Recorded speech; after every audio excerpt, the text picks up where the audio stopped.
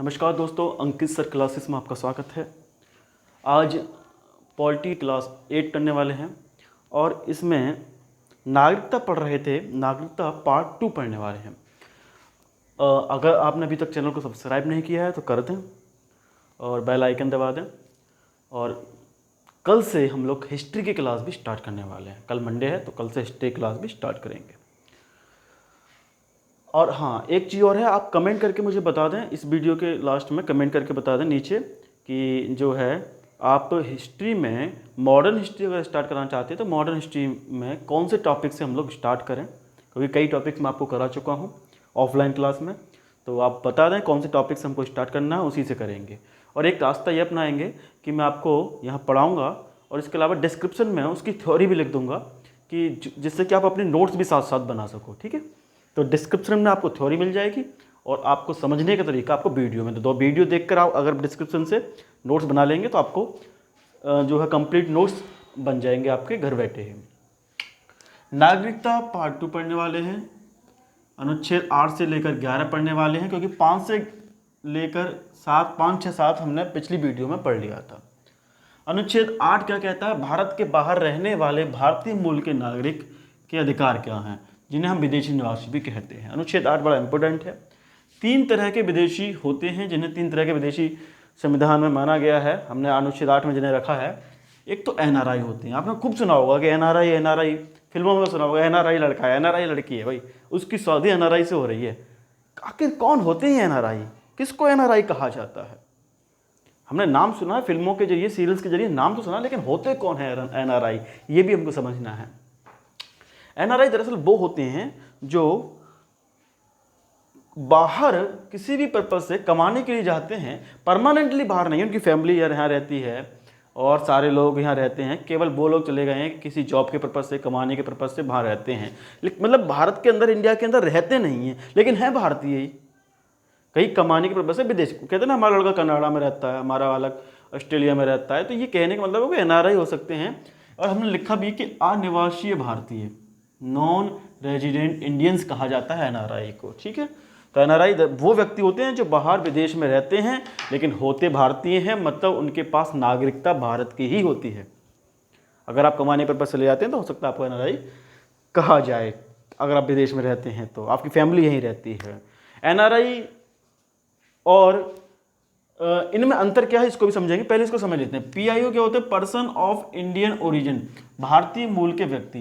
यानी भारतीय मूल के व्यक्ति वो व्यक्ति जो भारत के क्षेत्र में कभी जन्मे थे या उनके पूर्वज भारत के क्षेत्र में कभी 1950 26 जनवरी 1950 के बाद कभी जन्मे होंगे, संविधान लागू होने के बाद, लेकिन वो शुरू से विदेश में रहे हैं, शुरू से विदेश में रहे भी हैं और विदेशी नागरिकता भी उन्होंने ले ली है, यानी कि वो व्यक्ति भारतीय नागरिक नहीं है।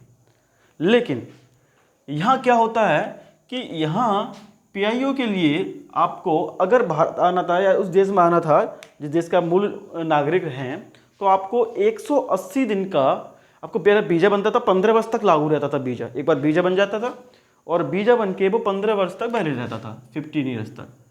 ठीक है, लेकिन आपको हर 180 दिन बाद उसको रिन्यू कराना पड़ता था, ताकि 180 दिन बाद यानी कि 6 महीने बाद आप ये बताना पड़ता था, और किसको? विदेशी पंजीकरण अधिकारी एफआरओ को ये बताना पड़ता था कि आप अभी और दिन रहना चाहते हैं। जैसे अगर कोई व्यक्ति यहाँ भारत में शूट करने आ जाए, फिल्म शूट करने आ जाए, फिल्म शूट करने वाले व्यक्ति विदेश चले जाएँ तो वो ये टाइमिंग देंगे कि हम इतने टाइम तक ही रहना चाहते हैं। अगर उससे ज़्यादा आपको रहना है तो आपको उस रजिस्ट्रेशन अधिकारी से, एफआरओ जो होता है, उससे आपको पंजीकरण कराना पड़ता था।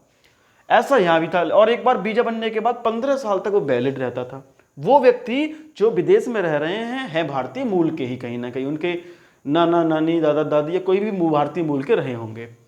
लेकिन इससे बड़ी दिक्कत आती थी, इसलिए लोगों को 180 दिन बाद रिन्यू कराना पड़ता था। 15 साल के लिए वीजा था, तो थोड़ी बहुत परेशानी आती रहती इस चीज़ के लिए। तो इसलिए ये 15 ईयर और 180 दिन वाला मामला 2015 को, 9 जनवरी 2015 को संविधान संशोधन हुआ, तो ये पीआईओ खत्म कर दिया गया।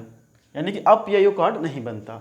तो अब क्या बनता है? अब ओसीआई ही रहता है, यही रहता है ओसीआई। अब 2 ही रह गए, एनआरआई और ओसीआई।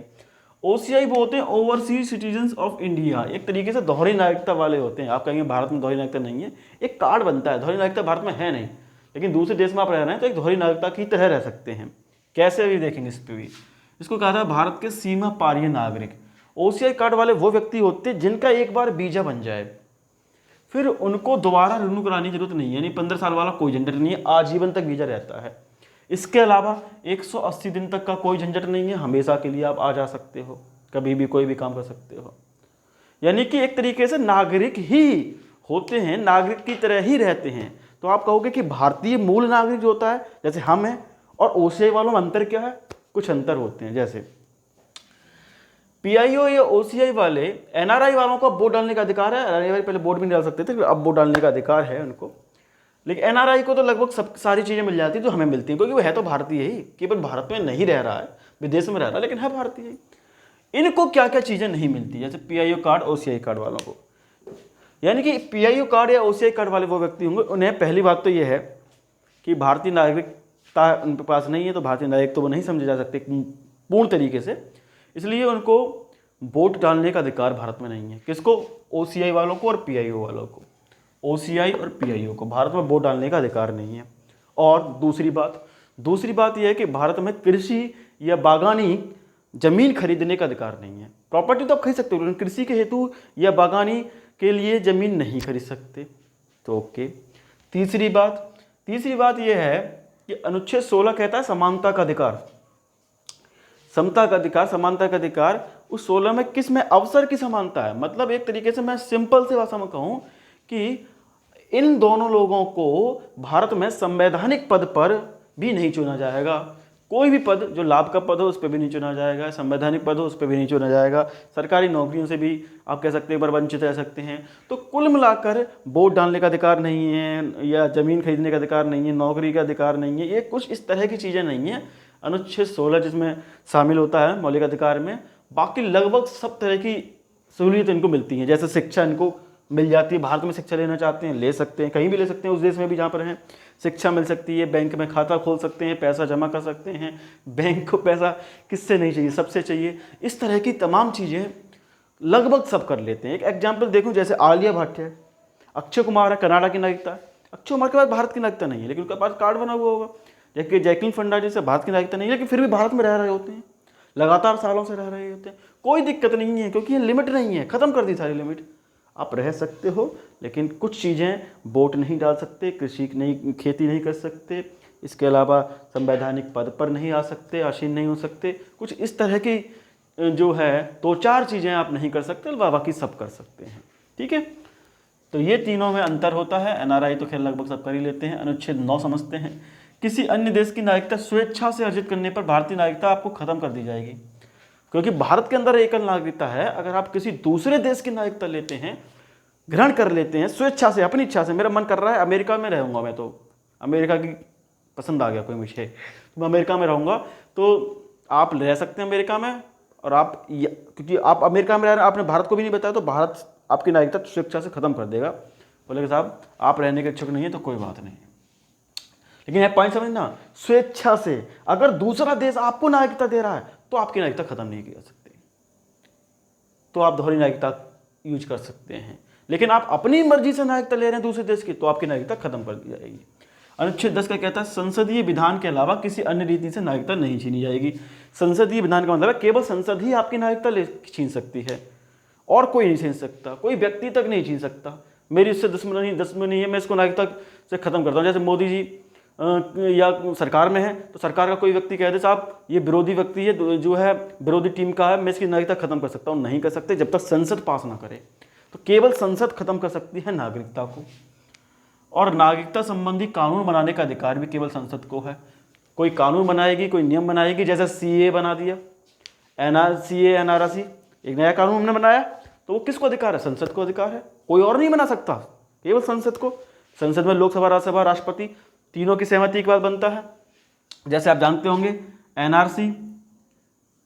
एनआरसी जैसे असम का मामला था कि असम के अंदर 19 लाख लोग जो थे वो उस एनआरसी के अंदर शामिल नहीं थे। जैसे एनआरसी मतलब क्या है? नॉन रजिस्टर्ड सिटीजन है वो व्यक्ति। जैसे आपको पता है बांग्लादेश आज़ाद हुआ था 1971 में, यानी कि आज़ाद क्या हुआ, एक तरीके से फ्री कर दिया पाकिस्तान से, है ना, बना था। तो 1971 में जब बांग्लादेश बना, इंदिरा गांधी ने बांग्लादेश बनवाया, तो कुछ व्यक्ति बांग्लादेश के असम में आ गए और वहाँ उथापतल जो हुई तो उससे अभी तक क्लियर नहीं हो पाया उस 1971 के बाद कौन व्यक्ति बांग्लादेश का है, कौन व्यक्ति असम का है। इसलिए ऐसे 19 लाख लोग देखे गए कि जिनके पास नागरिकता ही नहीं थी। ठीक है, तो लेकिन नागरिकता फिर उनकी मिलेगी कैसे, तो हमने देखा ही था कि साहब सबको हमने नागरिकता दे दी, एक मुस्लिम धर्म को छोड़कर। इसलिए अनुच्छेद 14 जो कहता समानता का अधिकार, एक तरफ तो कह रहे हैं हम धर्मनिरपेक्ष राज्य हैं, सब धर्म को बराबर मानते हैं, उधर से मुस्लिम को अब दरनिकार कर रहे हो। इसलिए कहीं ना कहीं से जो है मुस्लिम समुदाय या दूसरी पार्टियां नाराज हुई और सीए के लेकर कितने प्रदर्शन, कितने हंगामे और कितने ज़्यादा परेशानियां लोगों ने परेशानियां देखी या उठानी पड़ी, ये हमने देखा ही था। सीए जो आता वो ये कह रहा था कि साहब हम बांग्लादेश, अफ़गानिस्तान और पाकिस्तान के जो हैं नॉन मुस्लिम जितने भी लोग हैं उन सबको नागरिकता दे देंगे। तो इसलिए ये सारा बवाल आया और कुछ नहीं था। लेकिन सरकार इस पक्ष में थी कि हाँ भाई इसलिए दे रहे हैं उन्हें नागरिकता क्योंकि उन तीनों मुस्लिम देशों में मुसलमान को छोड़ के सब परेशान हैं, सबको परेशान किया जा रहा है। इसलिए हम जो परेशान है उन्हें शरण दे रहे हैं, उन्हें नागरिकता दे रहे हैं, जो पहले से ठीक है उनको क्यों दें। इसलिए थोड़ा सा सरकार ने ये पक्ष रखा। लेकिन विपक्ष या दूसरे लोग इस बात को कह रहे थे कि साहब है तो उल्लंघन ही नागरिकता का, समानता का, क्योंकि अनुच्छेद 14 तक कहता हम सब धर्म को मानते हैं, तो जो नियम बनेगा वो सब धर्मों के लिए लागू होगा। इसलिए थोड़ा सा बवाल रहा इस मामले में। खैर ये करंट का मुद्दा था जो चर्चा में रहा। अब तक 5 बार संशोधन हो चुका, 1986 में, 1992 में, 2003 में, 2005 में और 2015 में। 2015 में तो वही संशोधन हुआ था, मैंने बताया था अभी कि पीआई और ओसीआई कार्ड को मिला दिया, विलय कर दिया। 9 जनवरी 2015 को विलय कर दिया, केवल ओसीआई कार्ड बनता है। चलिए इनके बारे में क्या क्या संशोधन और सब में क्या हुआ था, ये कभी अगर आपकी इच्छा हुई तो डिटेल में समझेंगे, वरना अभी इसकी ज़रूरत नहीं है क्योंकि ये बहुत डिटेल का मामला है। नागरिकता का अंत कैसे किया जा सकता है इसको समझ लेते हैं। कैसे आपसे आपकी नागरिकता छीनी जा सकती है, खत्म की जा सकती है, करेगा कौन, संसद। लेकिन किस आधार पर, किस तरह से। किसी अन्य देश की नागरिकता आपने ग्रहण कर ली, पहला पॉइंट है। आपने किसी दूसरे देश की नागरिकता ले ली है तो आपकी नागरिकता खत्म कर दी जाएगी। स्वेच्छा से आपने ग्रहण कर रखी है, अपनी इच्छा से, क्योंकि हमें यहाँ एक नागरिकता है, आप दूसरे देश के नागरिक रहना बनना चाहते हो तो हम अपना खत्म कर रहे हैं। संविधान के प्रति निष्ठा बहुत इंपॉर्टेंट पॉइंट है। आप संविधान के प्रति निष्ठा नहीं दिखाते तो भी आपकी नागरिकता छीनी जा सकती है। जैसे अगर आप संविधान का सम्मान नहीं करते, तिरंगे का सम्मान भी इसमें शामिल है, राष्ट्रगान का सम्मान है, नहीं करते, लोग विवाद करते हैं कि नागरिकता छीन लो, या राष्ट्र विरोधी नारे लगा दोगे तब भी संविधान का सम्मान नहीं है। जैसे कन्हैया कुमार पर लोगों ने कहा था कि उसने राष्ट्र विरोधी नारे लगाए थे, इसलिए कन्हैया कुमार की नागरिकता ही खत्म कर दो। क्या खत्म की जा सकती है? हाँ, संसद चाहे तो खत्म कर सकती है, क्योंकि संविधान की प्रति निष्ठा दिखाई गई है। तो आपको राष्ट्रगान का सम्मान करना, राष्ट्रगीत का सम्मान करना, तिरंगे का सम्मान करना, संविधान का सम्मान करना जरूरी है। उसके प्रति आपको निष्ठा दिखानी ही पड़ेगी। अगर आप नहीं दिखाते तो भी आपकी नागरिकता संसद चाहे तो छीन सकती है। लगातार 7 साल तक आप विदेश में रहते हैं, भारत से बाहर लगातार कंटिन्यू, आए ही नहीं 7 साल से, तो भारतीय वाले समझते हैं कि जो व्यक्ति 7 साल से बाहर रह रहा है वो भारत में रहने का इच्छुक ही नहीं है, वो शायद वहीं बस गया है, खबर भी नहीं दी है उसने, वो भारत में आना ही नहीं चाहता। इसलिए हम भारत की नागरिकता से उसको दखल कर रहे हैं। इसलिए अगर आप ध्यान रखना, लगातार 7 साल तक विदेश में रह जाते हो, बिना किसी सूचना के, सरकार को कोई इन्फॉर्मेशन सूचना नहीं देते हो, तो सरकार आपकी नागरिकता खत्म कर सकती है, संसद आपकी नागरिकता खत्म कर सकती है लगातार 7 साल तक विदेश में रहने पर। नागरिकता प्राप्त करता अगर 5, जैसे कोई व्यक्ति पंजीकरण द्वारा या देशीकरण द्वारा, पंजीकरण द्वारा मैंने बताया था 5 साल के बाद नागरिकता मिल जाती है, देशीकरण 10 साल बाद। तो 5 साल 10 साल बाद आपको जब नागरिकता मिल जाती है, यानी कि कोई विदेशी व्यक्ति भारत का नागरिक बन गया, साहब रजिस्ट्रेशन करा लिया उसने, 5 साल रहे भारत में रहने के बाद और भारत का नागरिक बन गया। अगर उन नागरिक बनने के अगले 5 साल में वो 2 साल जेल में काट देता है, 2 ईयर्स, तो 2 साल उसने जेल में काटे, इसका सिंपल मीन्स है कि वो व्यक्ति भारत में रहने लायक नहीं है, क्योंकि कहीं ना कहीं से वो संदिग्ध है, कहीं ना कहीं से वो व्यक्ति भारतीय संविधान के प्रति खरा नहीं उतरता, इसलिए भी उसकी नागरिकता छीनी जा सकती है। ध्यान रखना, अगर कोई विदेशी व्यक्ति 5 साल रजिस्ट्रेशन पंजीकरण कराने के बाद 5 साल में 2 साल जेल में काटता है तो भी उसकी नागरिकता छीनी जा सकती है। अगला पॉइंट है, गलत तरीके से आपने दस्तावेज ही गलत सौंपे हैं, जो डॉक्यूमेंट्स मांगे थे वो गलत दिए हैं, तो भी आपकी नागरिकता दखल की जा सकती है।